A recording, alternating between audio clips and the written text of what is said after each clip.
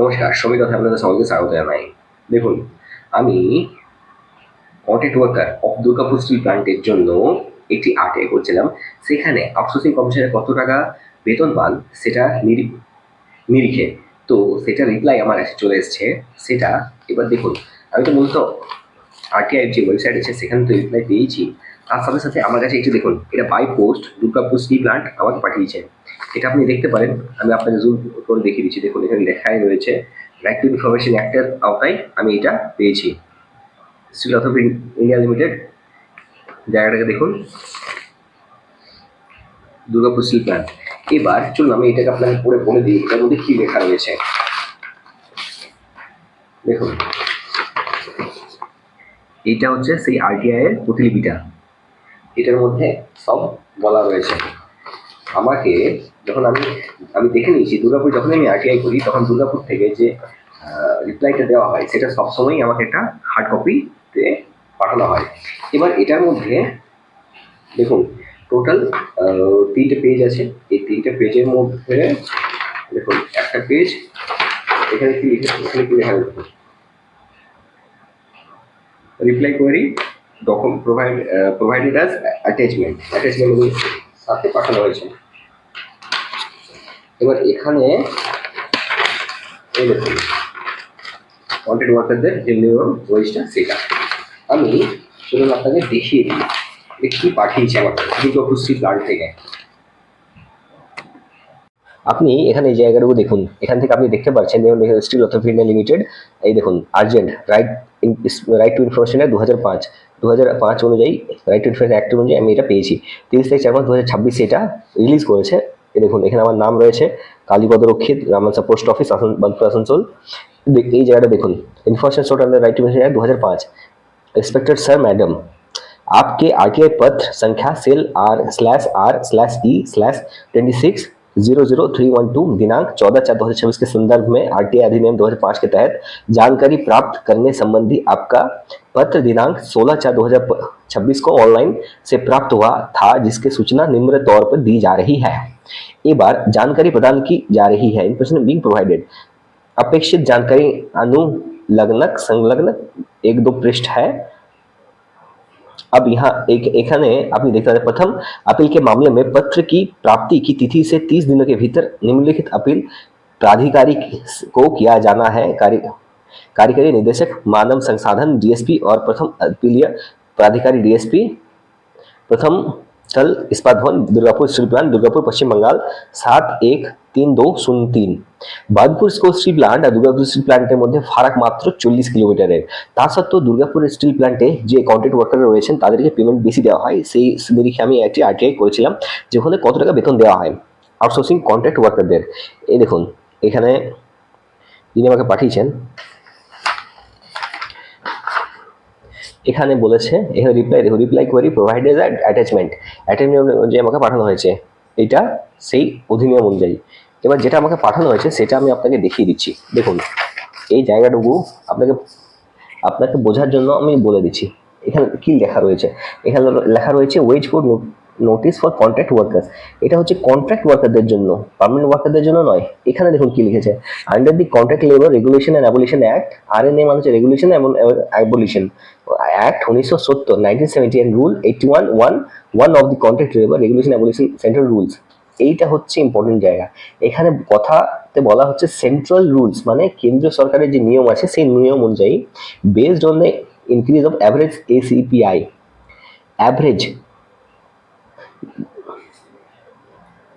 যেটা ভিডিএ ইনক্রিজ হয় সেটা দেখুন 9430 থেকে 9616 রিভাইজ করা হলো gazette declaration minimum wage by government of West Bengal. The VDS for the contract worker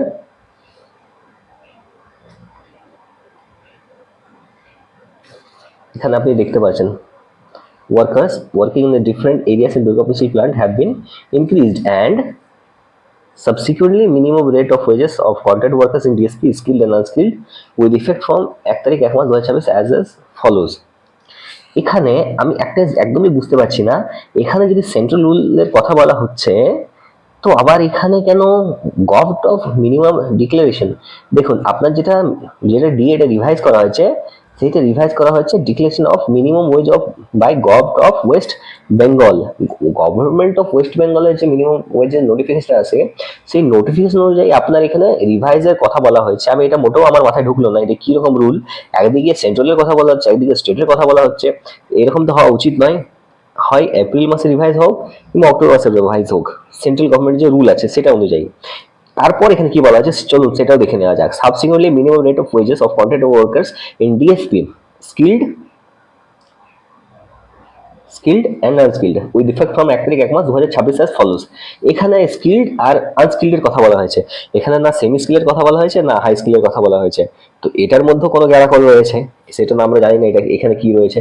এবার দেখুন এখানে যে মিনিমাম ওয়েজেসটা রয়েছে সেটা এখান থেকে আপনি ধরতে পারেন ওয়ার্কস, চারটা ভাগে ভাগ করা রয়েছে, ওয়ার্কস, প্রজেক্টস, টাউন সার্ভিসেস, আবার রয়েছে এখানে নন নন ওয়ার্কসে। তাহলে এখানে দেখুন কতগুলো জায়গা রয়েছে, বেসিক আছে, ভিডিএ আছে, এফডিএ আছে, এইচআরএ আছে, ওয়েলফেয়ার অ্যালাউন্স আছে, অ্যাটেন্ডেন্স একটা সেফটি কোয়ার্টারলি বোনাস আছে। তার সাথে সাথে এখানে কি দিয়েছে, হাউস মেনটেন্যান্স অ্যালাউন্স রয়েছে, ফুড সাবসিডি রয়েছে, কনভিনিয়েন্স অ্যালাউন্স রয়েছে। টোটাল দেখুন এটা যদি আমি ওয়ার্কসের ধরি, ওয়ার্কসে দেখুন ওয়ার্কসের ক্ষেত্রে এখানে আসছে 22,219 টাকা, 855 টাকা পার ডে। আবার আনস্কিলে, আবার স্কিল্ডের মধ্যে রয়েছে 868 টাকা, 88। আবার প্রজেক্টসের দেখুন আনস্কিল্ডে রয়েছে 755 টাকা, আবার স্কিল্ডে রয়েছে 788 টাকা। আবার এখানে টাউন সার্ভিসেসের দেখুন 836 টাকা, 856 টাকা, আবার 890 টাকা।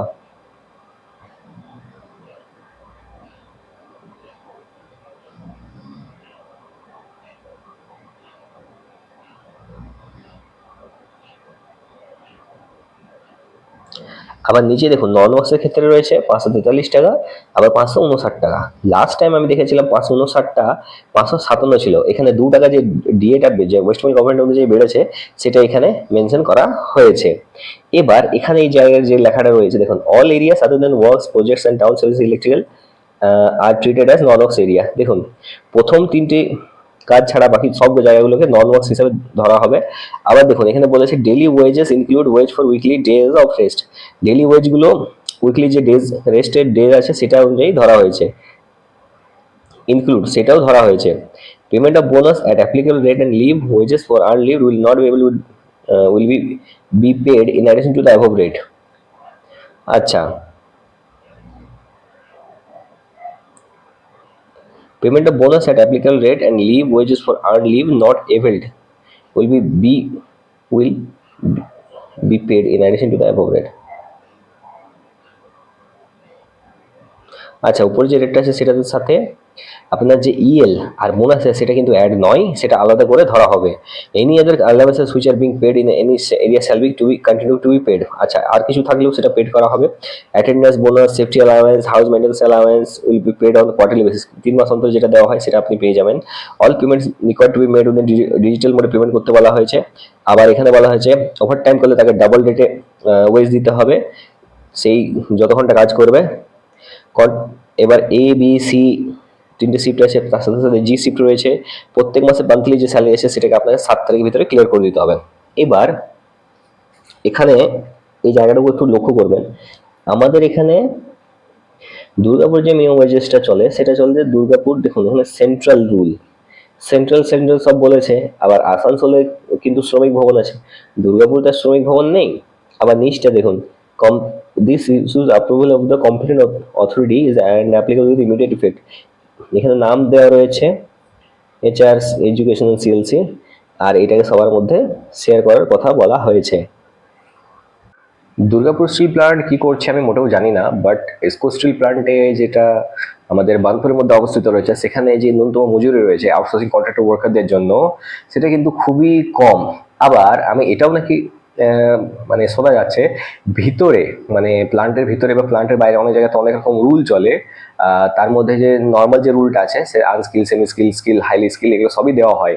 তার মধ্যে কোথাও কোথাও আবার নাকি সেন্ট্রাল গভর্নমেন্টের রুলও চলছে। তো আমি এরকম যে ভুয়ো খবরগুলো আছে সেগুলো আমি ঠিক জানি না, এগুলো সতত যাচাই করা এখনো হয়নি।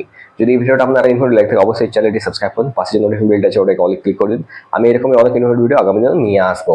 আর যদি এই ভিডিওটা আপনার কাছে কোনো ভ্যালু শেয়ার করে, তাহলে অবশ্যই এই ভিডিওটিকে আপনার সকল শ্রমিক ভাই বোনদের কাছে সাথে শেয়ার করবেন। তার সাথে সাথে আমি এটাকে আপনাকে অনুরোধ করবো ওয়েস্ট বেঙ্গলের মধ্যে এই ভিডিওটা ছড়িয়ে দিন। ধন্যবাদ।